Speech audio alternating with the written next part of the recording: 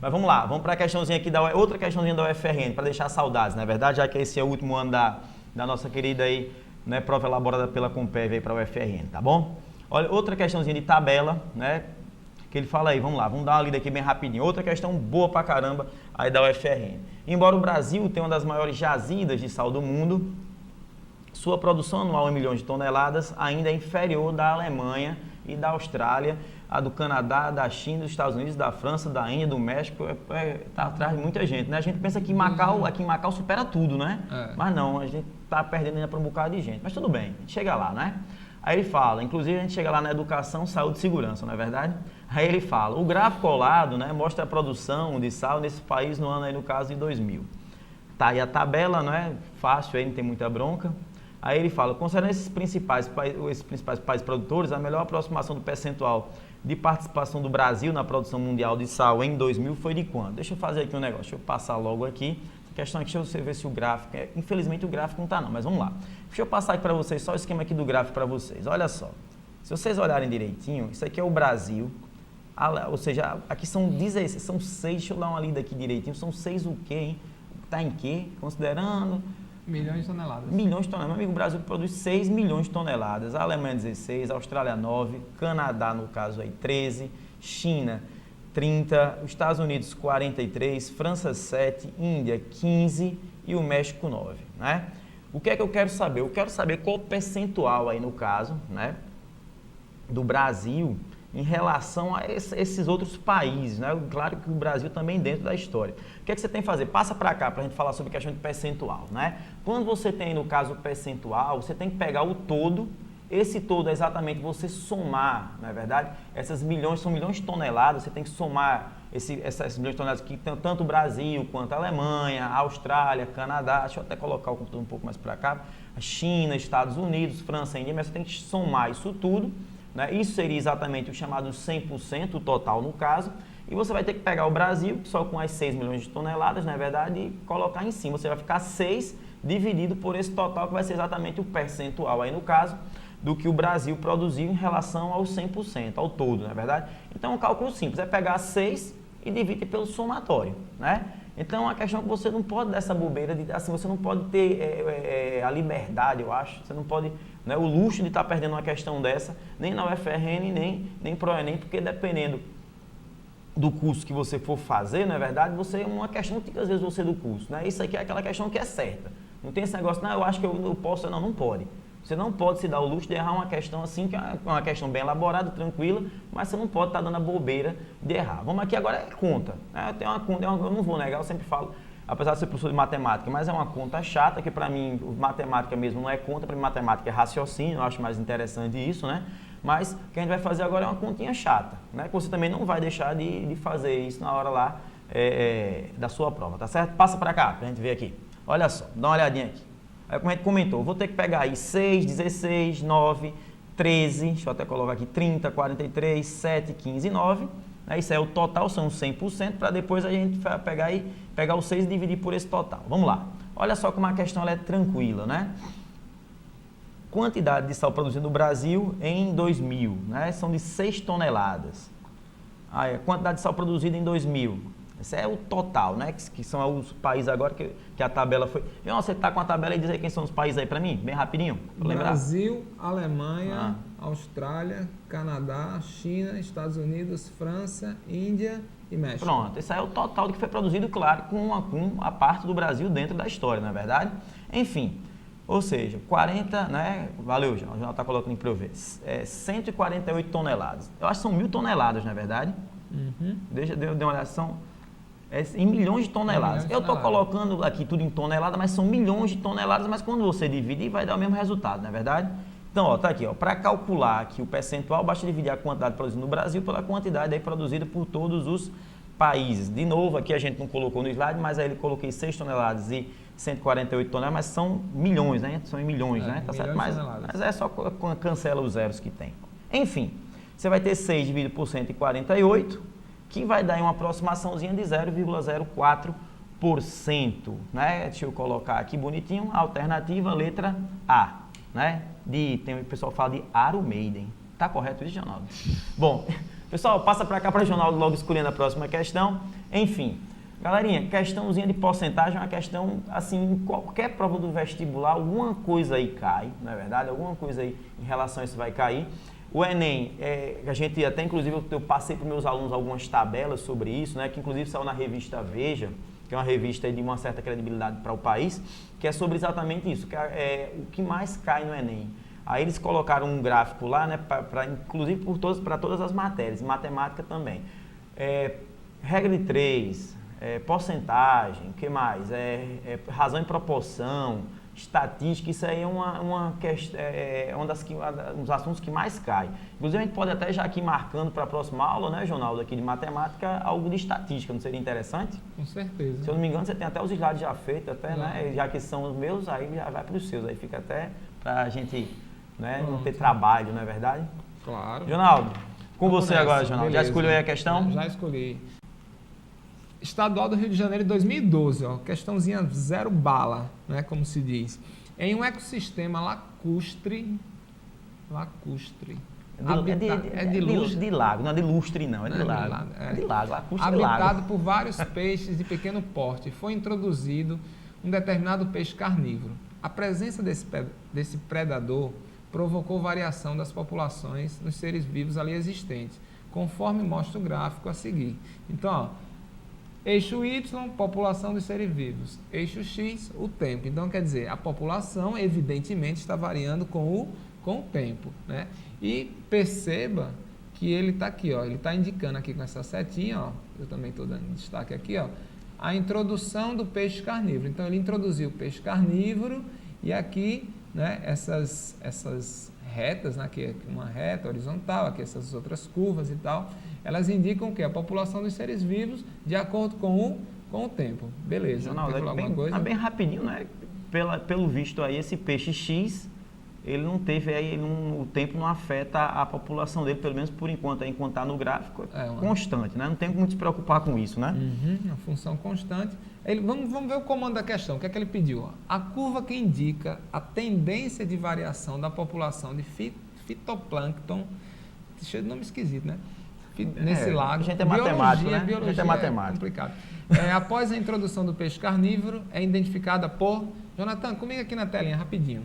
Galera, é o seguinte, a tendência, né? A tendência do Enem, até do FRN também, né? Ele misturar um pouquinho os assuntos, as disciplinas, posso dizer assim, né? Então, essa questão é uma questão, claro, gráfico, matemática, mas envolve um pouquinho de biologia. Você tem que ter um feelingzinho na biologia para entender o que é que acontece nisso aí. Você não precisa ser um expert, né? Que eu consegui resolver a questão. Não precisa ser um Renato Martins, nem um Herbert, nem um Evandro, né? Com certeza. Né? Mas assim, você tem que estar atento a alguns detalhes, né? Da biologia, às vezes da geografia também. Tem muitas questões que envolvem geografia, matemática, né? Questões de estatística mesmo, que o Gibran comentou. Né? E é a interdisciplinaridade, né? As disciplinas todas misturadas numa única prova. De volta para a questãozinha, Jonathan. Né? Então, olha só, a curva que indica, né? Olha só, o Denise já chegou em casa, daqui a pouco eu vou mandar um abraço para eles. Então, ó, a curva que indica, né, a tendência da variação da população de fitoplâncton nesse lago. Como é o nome? Eu também sei falar não. Fitoplâncton. Pronto. Fitoplâncton. Isso, né? Perfeito. Né? O que é que acontece? A principal fonte alimentar dos peixes pequenos são os organismos... Fitoplânctons. Pronto. Não, planctônicos, meu Deus. Planctônicos. Pronto. Então, esse troço aí é a principal fonte alimentar dos peixes pequenos. Ao se introduzir no ecossistema o predador desses peixes, sua população deverá diminuir. Evidentemente, né, os predadores, eles vão estar se alimentando dos peixinhos menores, né? Em consequência disso, a população de fitoplâncton de novo. Muito não bem. Vou falar mais senão que eu estou já ficando ridículo. Ficou legal assim dueto, sei, né? Dueto. Deverá aumentar até atingir um novo equilíbrio, como mostra o gráfico seguinte. Galera, então tá aí, ó. O que é que está acontecendo nessa curva? A população de seres vivos, de fitoplâncton, elas estão aumentando, aumentando. Por que que a população de fitoplâncton aumentou? Evidentemente, porque com a introdução dos peixes predadores, dos pequenininhos, então esses peixinhos menores desapareceram. Né, diminuiu a quantidade de peixe, evidentemente a população de fitoplâncton vai aumentar, ok? Deixa eu só voltar aqui para todas as curvas. Olha o que é que acontece aqui, ó. Na curva X, significa dizer que a população de fitoplâncton manteve-se constante, descartado. Na curva Z, que é essa daqui, ó, a população de fitoplâncton diminuiu? Claro que não, tá certo? Se a quantidade de peixes que se alimentavam dos fitoplâncton diminuiu, então a quantidade de fitoplâncton deverá aumentar. A curva Y quer dizer que a quantidade de fitoplâncton aumentou, mas aumentou ó, constantemente. Ó, tá? É uma curva crescente, mas ó, constantemente. Isso não acontece. São os predadores, Ronaldo. Não, aqui não. É a população de fitoplâncton. Ah, é? Cadê? Não preste atenção na questão, não, não, foi. Né? Então, olha só, aqui a população de fitoplâncton, ela está crescendo, mas crescendo constantemente. E isso não acontece. Então, ó, a curva Y é a curva que... Y não, W, né? É a curva que mais né, condiz com a situação. A população de fitoplâncton, ela aumenta e com o passar do tempo, ela tende-se a manter constante. Por quê? Porque com o passar do tempo, os peixes eles já vão o quê? Eles já vão começar a aumentar a sua população. Por isso, a tendência é se estabilizar nessa certa quantidade, ok? Então, ó, a alternativa correta, como nós já mostramos aqui, ó, a letra A. Tudo bem? Tudo tranquilo? Comigo aqui na telinha. Como eu falei, você tem que estar atento ao quê? Essas questões que envolvem mais de um assunto, não só matemática, isso aqui envolve um pouquinho de biologia, você tem que ter né, um feelingzinho de biologia, saber alguma coisinha. Por quê? Para você ter essa noção, assim, essa noção global, né, de um modo geral da prova, né? Nosso amigo já... 5 minutos, viu, Gibran? 5 minutos. Vai, manda bala nessa questão. Vamos lá. Tá? Vou mandar só Vai. aqui um alô para a Cíntia, que está nos assistindo lá nas quintas, né? E vamos aqui para a questão. Vamos lá, pode colocar aí. Ele fala aí, um certo provedor de internet cobra R$50 ao mês para oferecer serviços de acesso à internet por tempo ilimitado. Considere que a campanha telefônica local possui um sistema de cobrança pelo uso da linha telefônica conforme apontado no gráfico abaixo. Isso é, durante as 100 primeiras horas de uso, o preço é de 5 centavos ao minuto e para os seguintes minutos, para os minutos seguintes, consumidores na faixa subsequente de 100 a 200 horas, o preço cai para 0,04 centavos, assim sucessivamente até a partir das 500 horas, que o serviço da telefonia passa a ser gratuito conforme mostra o gráfico abaixo. Bom, se o usuário ficar conectado durante o mês todo de janeiro de 2005, a soma das despesas com o provedor e com a companhia telefônica será de quanto? Senhores, vamos lá, vamos passar aqui, dar uma olhadinha aqui. Primeiro, é saber que ele vai passar 500 horas. 500 horas não dá o total de horas de um mês, porque, vamos lá, vou passar aqui para vocês. Um mês tem 30 dias, cada dia com 24 horas. Por sua vez, tem-se o quê? 24 vezes 30 são 720 horas por mês. Apenas as 500 horas, as 500 primeiras horas são o quê? São pagas. O resto não é pago mais não. Então, ele vai passar o mês inteiro, as 500 primeiras horas são pagas, o resto não é pago. Bom, além do mais, temos que fazer uma conversão aqui. Vê só. Tem-se 5 intervalos, pelo gráfico que vocês estão vendo aí, né? Tem 5 intervalos de 100 horas, né? Ou seja, 100 horas, 60 aí, que no caso aí é por minuto, não é verdade? Você tem, não esqueça, passa aqui para cá, ó, cuidado para fazer essa conversãozinha aqui, ó. Aqui é 60, são horas, então são 100 horas, não é verdade? Cada 100 horazinha dessa aqui, ou seja, 60 minutos são 6.000, tá certo? Volta para cá. Ou seja, o que equivale aqui, ó, a 6.000 minutos que vão decrescendo de 0,5 até 0, quanto? 0,1. Não esquece disso. Ou seja, você tem 5 intervalos de 100 horas, cada intervalo desse com 100 horas são 6.000 minutos, tá? E como ele fala aí, equivale a 6.000 minutos, que vão decrescendo de 0,5 ou de 5 centavos a 1 centavo. Vamos lá, o que você tem que fazer?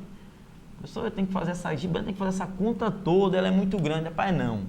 Veja só. 6.000 minutos, 0,5. 6.000 minutos, 0,4.